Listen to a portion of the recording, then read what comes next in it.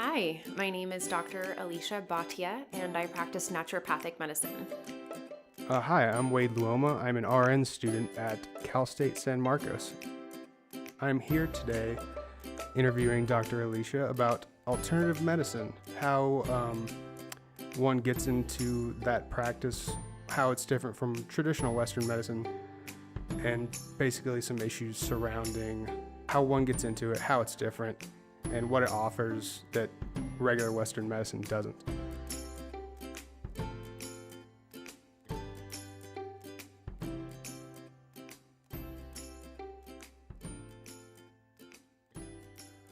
So I guess the first question would be, how did you get into this field? Were you recruited? Were you doing some kind of other program and then you saw this and kind of went into it? Well, so it's kind of a funny story. I was raised by pretty much a single mom, and she kind of groomed me to say that I needed to go into medicine or law. And so once I ruled out law, I was in my first term of undergrad at Portland State University, and I took a class called Intro to Pre-Med. And it was there that we were introduced to just an array of different healthcare practitioners. And I was fortunate enough that a naturopathic doctor came. She talked about the medicine. I recall that she served us tea, and it was like love at first sight. I was like, this is it. This is what I'm supposed to do. So I was 18 at the time. And then what was great is that the first and founding naturopathic medical school was just a few miles down the road from my university. And so they already had an outlined program of all the prerequisites that I needed. So it was really from that intro to pre-med class that got me in the door. And you didn't have to piece anything together. It was all just kind of laid out for you. Yeah. So as far as prerequisites go, you get your bachelor's degree just like you would for any medical school. And then the list of prerequisite classes. So your physics, your biology, etc. So all of those prerequisites were just kind of outlined on what I needed to do. So pretty similar to allopathic medical school as far as your courses that you need. Saving grace was, I think, that I got away with one course of physics instead of 3. Yeah, it's terrible. Yeah. So the further you got into it, who are some of your mentors, and who, you don't have to name drop anybody, but do you have certain teachers who you feel that groomed you and maybe changed your perspective on what medicine is or could be? Yeah, well, I think even from a perspective of who around that time, so I was in college from 2000 to 2004. And around that time, Dr. Andrew Weil had just published a book called 8 Ways to Optimum Health. And so I really kind of admired him. This was before I got into medical school, but he was already preaching, so to say, about natural medicine, even with his credentials as an MD. And so he was just a great mentor from remotely, just from reading his books. Mm-hmm. As well as Deepak Chopra. So and then in school, I think they were all of our professors were just amazing. There are a couple that stand out, more than others. Mm-hmm. So what do you think is missing in traditional medicine that you provide here? Are there certain aspects of traditional medicine where you're just I want to pull my hair out? Yeah. What are you doing? Yeah, there are. First of all, I hear from a lot of patients that they just don't feel heard. Whether that is, and I don't necessarily want to blame the individual doctor. I just feel like the system is somewhat broken. And partly that's to do with a whole host of issues with insurance and billing and that kind of thing. But yeah, it's to make money at this point for somebody. Right. Yeah, it's a business. But at the end of the day, I feel like a lot of patients don't feel heard. Mm-hmm. And then the solutions presented to them are generally pharmaceutically based. And patients are becoming so much wiser now that they know that there's differences and that a prescription is not the answer. I also see a lot of inaccurate, or maybe I shouldn't say inaccurate, but not thorough blood work. So a lot of people have thyroid conditions. And when it comes to testing your thyroid, many doctors only test TSH. So that stands for thyroid stimulating hormone, coming from your pituitary gland in your brain to talk to the thyroid, which makes T3 and T4. So it seems very logical that if I want to test the thyroid, I would need to test all three of those markers. However, many medical doctors will only test TSH and maybe a total T4. Well, we have free fractionated hormones, meaning we have free T3, free T4, and those two hormones are what are actually bioavailable. And when I say bioavailable, what that means is they're really able to do work in your body. I like to make an analogy, kind of like chairs in the room. Like right now, you and I are sitting and we have a few extra chairs. Well, those are available to us. But the ones that you and I are sitting in, they're not available. Part of the total chairs, but kind of useless if we wanted to invite more people to sit in them because they're not useful. So inappropriate, well, maybe I should say, take that back, not thorough testing. Sometimes doctors will even decline. So let me kind of back up to say when I do blood work, I give my patients different options. So I'm always trying to think of their pocketbook like it were mine. And so, of course, I want everything covered through insurance. So sometimes I can make that happen and sometimes not. Specifically, if a patient is in an HMO and then they're paying me out of pocket, well, I can't order labs on their HMO. So often I'll write a letter. Hey, dear doctor, would you be so kind as to help us with coordination of care, order these labs? And sometimes I'm thrilled when doctors do it. And then other times they're like, well, no, we don't really feel like we need to test the hormones on this patient. Like a don't question me type of attitude. Yeah. Yeah. No good.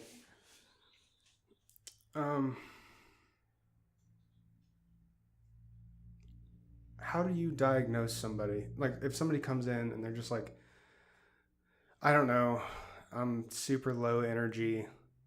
And they're just like, I just don't feel good. I've tried everything. And they're like, I don't want to go on pharmaceuticals if I don't have to. But they're just like, I don't know what to do. Help me. So what's the first step that you would take on a new patient? So kind of my process is that I have them fill out a very detailed intake form. They do that through the secure patient portal. And it takes some people like an hour to fill it out. And so on my end, I read it actually before they even come into the office. So I already know about their sleep habits, their eating habits. And so I can infer some things based on their questionnaire. And then I sit with them for an hour, kind of dive a little bit deeper. Okay, how long's that been going on? How long have you been tired? Are there changes in your life? And then I go to blood work, ask them if they've had any recent blood work that I could review or tell them what I think we need. So in that low energy example, things that immediately come to mind are testing cortisol. Cortisol is a hormone made in your adrenal glands. Those adrenal glands are located right on top of the kidneys. The stress hormone. Correct, the stress hormone. But it's so much more than that. It kind of gets a bad rap, but it is crucial because there's a certain rhythm of cortisol and it should be high in the morning so that we can wake up. And then it should come down and be low at night so we can fall asleep. Some of us have abnormal cortisol rhythms. So we can test that in blood. We could test that in saliva. So that'd be one thing that would be included, would be a cortisol test. Also iron deficiency, less common in a male, more common in females, but I have seen it in males, where if you're iron deficient, you will definitely feel tired. Also vitamin B12. Many of us don't have the optimum levels. I like to see it greater than 800. If you go to your regular doctor and test it, often if it's within range, which is a large range, it's like 200 up to 2,000, they'll just say, oh, your B12's in range. It's all good. Where I really tell my patient, well, it's in range, but I don't want you just in range. I want you optimal. So I want you greater than 800. when you get somebody that comes in sometimes and they're reporting these kind of symptoms, or specifically like a low iron problem, do you think sometimes people are pursuing an alternative diet, but they're not fully informed of how to do it safely or to meet their nutritional load as they need to, every part of it, some fat soluble, some water soluble, like some you don't have to have every day, but some you do. Yeah. So do you have a lot of patients that come in who are on like a hardcore vegan diet, or maybe just a vegetarian, but maybe they're not fully informed of how to meet all those nutritional things, and you're just like, look, here it is, we can figure this out for you right now? Right. Yep, absolutely. Like in that example, they absolutely need to be supplementing with B12 because it's just not going to be robust enough in their diet. And so I always try to go diet and lifestyle first as a foundation. But then I say targeted supplements. So for that person, sometimes we do need to supplement, especially because our soil has also changed and it's not as rich in nutrients as it once was. Would you say the majority of your patients' makeup is, ethnicity, age? So, I mean, don't generalize it, but like, what are the majority of your patients? Men, women, younger, older? Or is it just totally varies? It really varies. I would say the majority, definitely female. Mm-hmm. I'd say probably 8 out of 10 female.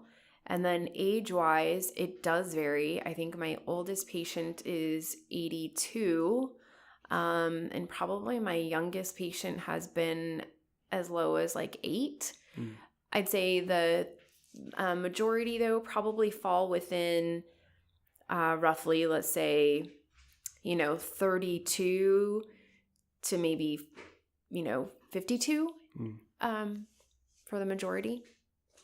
When somebody comes into you for the first time, can you tell they've been like institutionalized? When they go to a doctor's office, they're like very standoffish and you're just like, relax, it's sometimes, okay. For sure. And, I'm trying to cover kind of what they're coming in for, but also everything else. So my goal is like optimum wellness, total mind, body, spirit type thing. So, yes, I do try to make them kind of more relaxed. And then I consider it like a win if I get them to cry.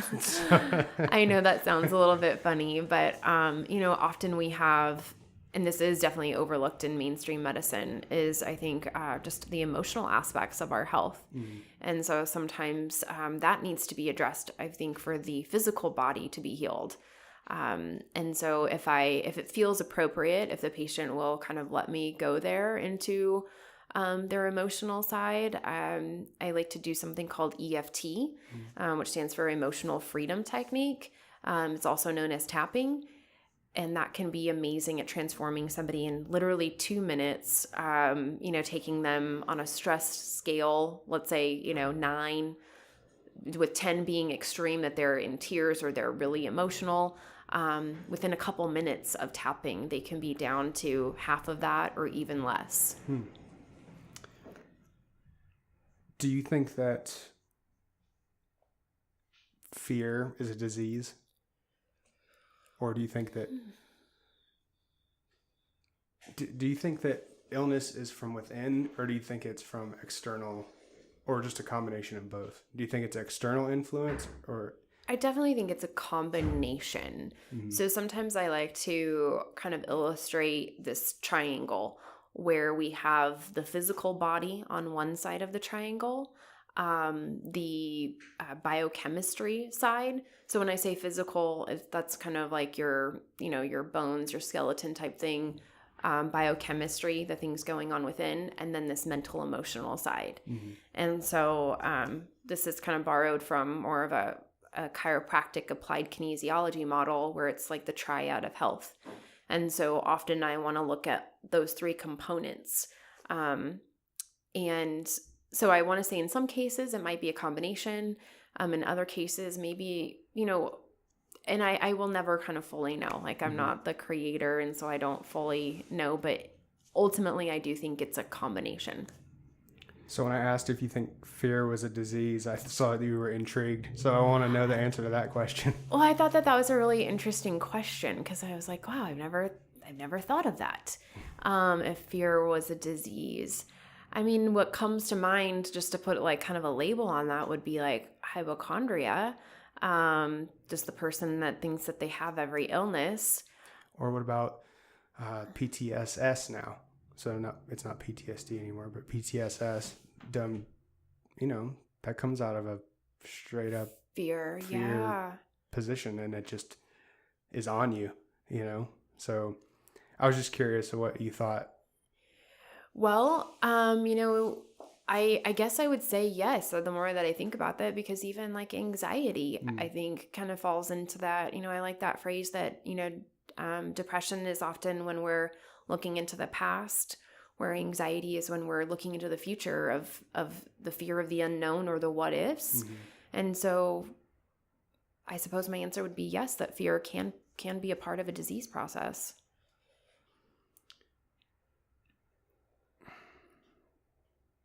So what is your perspective on disease as a whole? And is it always that cause dictates treatment? I mean, that's obvious that why would you do something if something didn't dictate that you had to? But I guess I'm trying to ask, and it's hard because I can't even wrap my head around it. Like, in your branch, is the worldview different to a point to where your perspective on disease, like you said, it's not always biological or bioscience? Yeah, so I think maybe I think that you're kind of asking is, I think in naturopathic medicine and, now we have integrative medicine and functional medicine and kind of all of these off branches. And so really we look at the body to say that the body has the innate ability to heal itself. And we just have to provide those circumstances. Much like traditional Chinese medicine says, everything is within. Right. You just have to kind of allow that to happen, whether it's, removing obstacles to cure. And, that makes it sound very easy. But in the application, it's a journey. And so ultimately, I do think that the body has that innate wisdom. And so whether it's that we need to support it by decreasing inflammation or healing a past emotional trauma, or maybe there's a deficiency. So trying to still find that root cause of the problem, targeting that. So we have like several different principles of naturopathic medicine that we follow. So we know that mainstream medicine does apply, they do the Hippocratic Oath, the first do no harm, as do natural practitioners. And then treat the entire body. So if you come in with a stomach ache, we're not just going to focus on that stomach ache, but it's like, well, what's going on in your head? Treat the whole body. Also, nature, like honor the healing power of nature, and treat the whole cause. I think I already said that. Sorry, I'm not on my game this morning. As well as prevention. And I'm missing one. I said the whole cause. So we kind of try to look at all of those routes, and with our treatment plan, keep those in mind.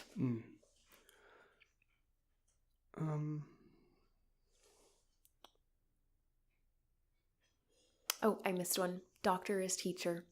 That's the final one.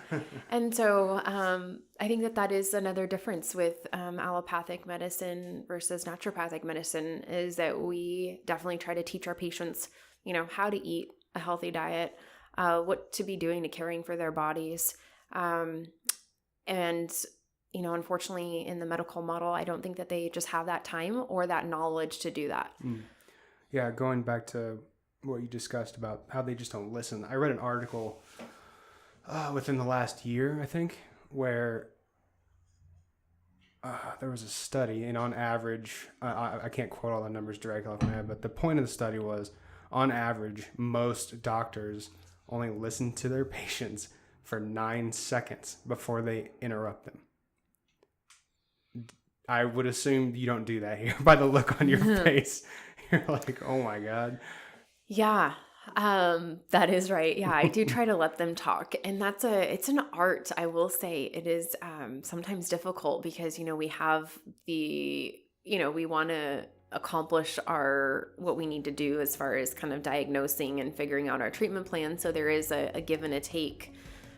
But listening to the patient is really important. Mm-hmm. And I even think just from a therapeutic side, there is something that's really healing about being heard and listened to. I think that can be part of the treatment. That is all I think I have for now.